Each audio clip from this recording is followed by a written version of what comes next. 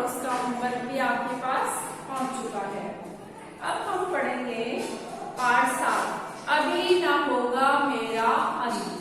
उसके लेखक हैं सूर्यकांत त्रिपाठी निराला। कौन है उसके लेखक?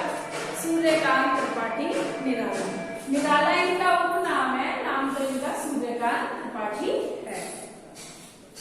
देखिए, ये भी छायावादी कवि है। मैंने आपको इससे पहले जयशंकर पढ़ाया था, तब मैंने कहा था महादेवी वर्मा, जयशंकर प्रसाद और निराला जी, ये क्या है? ये छायावादी कवि हैं। इनका जो जन्म है, इनका जो जन्म है वो है 1896। क्या है? 1896। 1896 में इनका जन्म हुआ था बसंत पंचमी को। जब सरस्वती माता का बर्थडे आता है ना बसंत पंचमी को, तब इनका जन्म बसंत पंचमी को बंगाल का एक गांव है मेदिनीपुर। बंगाल के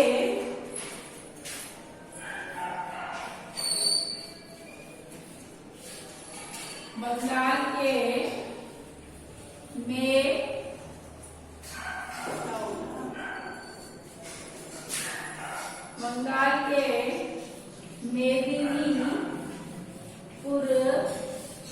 जिले,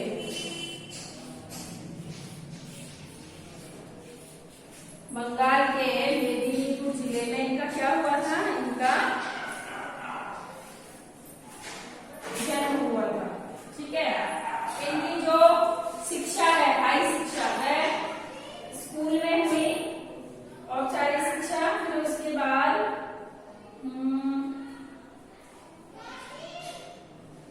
देखो, ये जो निराला जी हैं वो सबसे ज्यादा दुखी करते हैं, लेकिन इन्होंने कभी अपना दुख प्रकट नहीं किया। क्योंकि ये दुखी इसलिए है क्योंकि इन्होंने अपने जीवन में बहुत सारा संघर्ष किया और बहुत सारे दुख को देखा। एक महाबीमारी फैली थी प्रथम विश्व युद्ध के बाद, तो इसमें इन्होंने अपनी पत्नी को खो दिया, माता पिता को खो दिया, चाचा को खो दिया, भाई को खो दिया। ऐसे इनके परिवार के बहुत सारे लोग थे जो इनकी आंखों के सामने ही खत्म हो गए। और इनकी बेटी थी सरोज, तो वह सरोज भी उस बीमारी से पीड़ित बाद में हुई थी, लेकिन पहले तो वो नहीं थी। तो इन्होंने सोचा कि इसको मैं इसकी नानी के घर छोड़ आता हूँ। अब माँ नहीं थी तो वो सोचे कि मैं नानी के छोड़ आता हूँ ताकि मेरी बच्ची तो बच जाए। अब क्या हुआ, जब सूर्यकांत त्रिपाठी निराला अपनी बेटी को अपनी नानी के घर छोड़ने गए, उसकी नानी के घर, तो उसके नाना ने कहा, उसकी मौसी थी, मतलब सरोज की मौसी थी, तो वो क्या थी, थोड़ी कुबड़ी थी, यानी पीछे से थोड़ी खूब निकल रही थी। कई होते हैं जैसे देखने में खूबसूरत नहीं होते, तो वो ऐसी थी।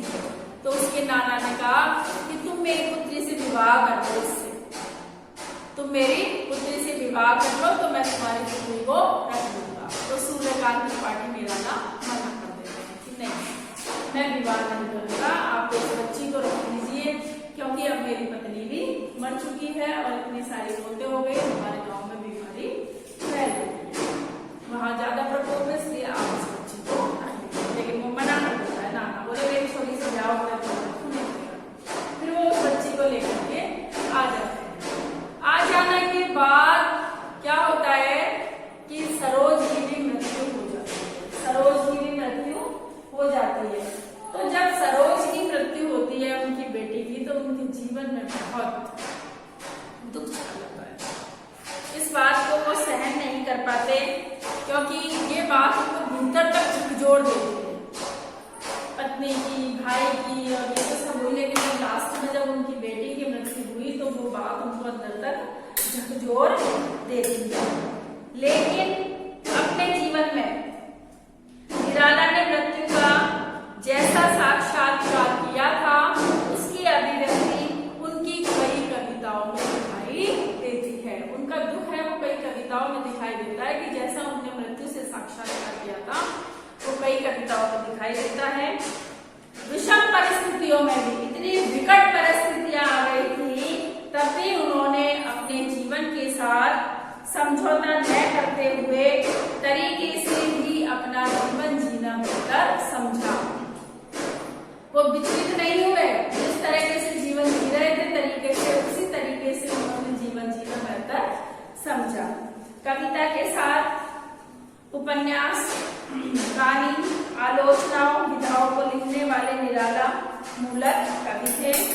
उनकी कविताओं में जीवन का यथार्थ चित्रण, मानव की पीड़ा, स्वतंत्रता के प्रति तीव्र आक्रोश, अन्याय तथा विषम परिस्थितियों के प्रति संघर्ष करने की अदम्य बूझ सुनाती भी है। ठीक है, ज्यादा कुछ तो इनके बारे में दे नहीं रखा, इनकी रचनाएं देख लेते हैं। इनकी रचनाएं हैं इनकी अनामिका,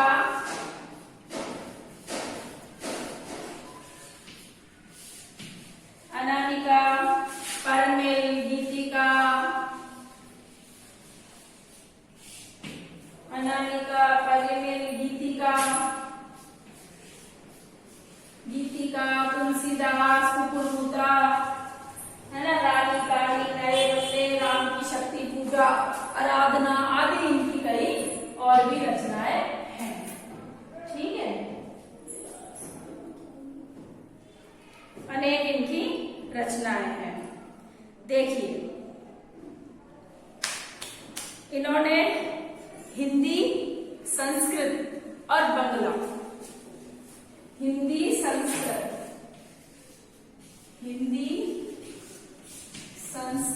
और बांग्ला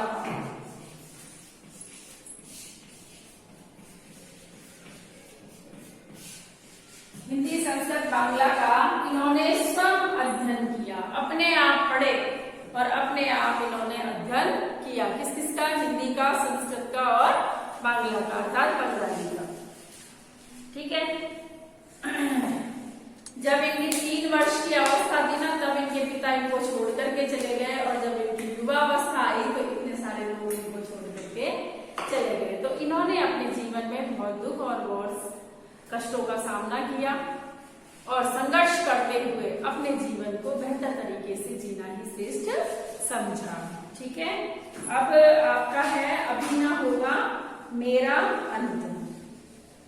इसमें कवि ने अपने हृदय की जीवनता को स्पष्ट किया है कि जीवन रूपी वसंत ऋतु में हृदय उल्लास कभी समाप्त होने वाला नहीं है। ठीक है, ये आपका पाठ है अभी ना होगा मेरा अंत। आज तो मैंने आपको केवल कवि परिचय ही बताया है। तो कवि परिचय में आप क्या लिखोगे? इनका जन्म हुआ 1896 में, कहाँ हुआ? बंगाल के मेदिनीपुर जिले में हुआ। ठीक है, इनकी रचनाएं लिखोगे। इन्होंने कौन कौन सी भाषाओं का स्वयं अध्ययन किया? इन्होंने हिंदी, संस्कृत, बांग्ला का अध्ययन किया। और इनकी मृत्यु भी लिखोगे। मृत्यु कब हुई इनकी? इनकी मृत्यु हुई थी 1961 में। अब हुई थी 1961 में। ठीक है, और इनकी जो रचनाएं हैं इनके नाम आपको लिखने हैं। अब आप मेरे साथ डायरी भरेंगे। इनके जन्म के बारे में लिखोगे। इनकी औपचारिक शिक्षा हाई स्कूल में हुई। हिंदी, संस्कृत, बांग्ला का स्वयं अध्ययन किया। 3 वर्ष की अवस्था में इनके पिताजी चल बसे थे और युवा अवस्था के आते आते इन्हें बहुत सारे लोग छोड़ करके चले गए। प्रथम विश्व युद्ध के बाद जो महाबीमारी फैली थी उसमें इनके भाभी, चाचा, पत्नी, भाई आदि उस बीमारी में चल बसे थे और अंत में इनकी पुत्री सरोज भी उस बीमारी में चल बसी थी। तो सरोज की मृत्यु ने इन्हें भीतर तक झकझोर दिया और फिर इनकी रचनाओं में नाम लिख देंगे। आज की डायरी में तो आज आपका यही होमवर्क है।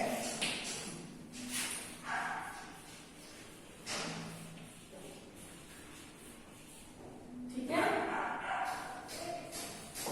सूर्यकांत ऐसे तो मीरा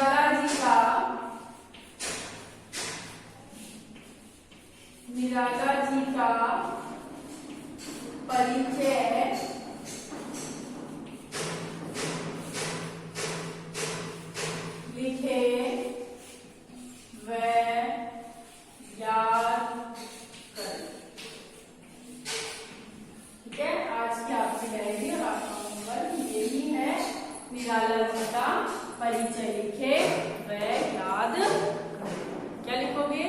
निराला जी का परिचय लिखे व याद करें। ठीक है, आज की क्लास में बस इतना ही। अगली क्लास है अभी ना होगा मेरा अंत, कविता को हम पढ़ेंगे। ठीक है, तब के लिए पढ़ते रहिए, स्वस्थ रहिए और मस्त रहिए।